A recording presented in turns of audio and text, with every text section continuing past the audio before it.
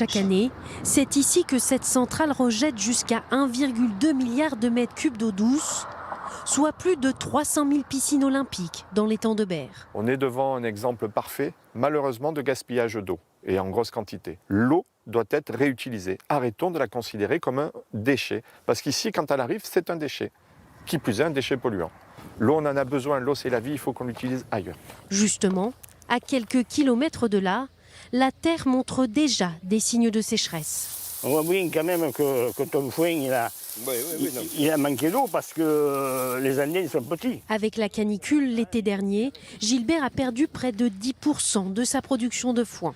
Aujourd'hui, il veut préserver à tout prix son exploitation de la sécheresse. Cette eau qui se rejette dans l'étang de Berre, qui est un poison pour l'étang de Berre, peut-être qu'elle serait plus valorisée, si vous voulez, si elle était rendue en partie aux agriculteurs pour faire et du foin et du maraîchage. Au-delà du gaspillage de cette eau douce, ces rejets sont un désastre écologique et perturbent le milieu salé de l'étang de Berre.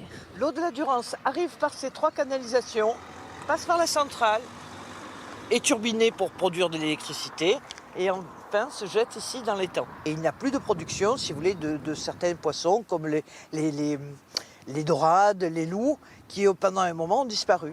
Sollicité, EDF affirme que la réutilisation de cette eau est à l'étude. Ce projet pourrait coûter la somme pharaonique de 900 millions à plus d'1 milliard d'euros.